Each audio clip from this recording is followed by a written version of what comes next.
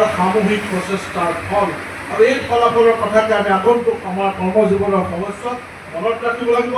সকলোকে ভগৱানে 2026 চনত পুনৰবাৰ মা ভাৰতী মা অসমীৰ সেৱাৰ বাবে ভাৰতীয় জনতা পাৰ্টীৰ নেতৃত্বাধীন চৰকাৰ গঠন কৰাৰ ক্ষেত্ৰত ব্যৱস্থা ল'বৰ বাবে ভগৱানে সকলোৰে শৰীৰত তেজ বল শক্তি প্ৰদান কৰক, তাকে প্ৰাৰ্থনা জনাই মোৰ বক্তব্য সামৰণি মাৰিছোঁ। ধন্যবাদ। ভাৰত মাতা কি। জিলা পৰিষদখনক আমাৰ দলৰ ফালৰ পৰা নেতৃত্ব দিব। দলে আপোনালোকক দায়িত্ব দিছে আৰু অনাগত সময়ত দিব।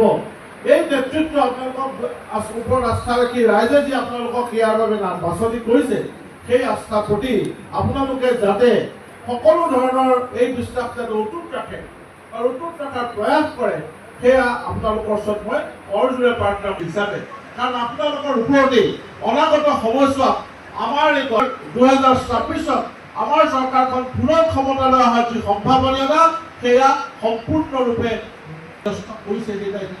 গতিকে আপোনালোকৰ ওপৰত এই বিশ্বাস ৰাখি পুনৰবাৰ আপোনালোকক সেই আস্থা আৰু বিশ্বাসৰ কাৰণে মই অনুৰোধ জনাইছোঁ।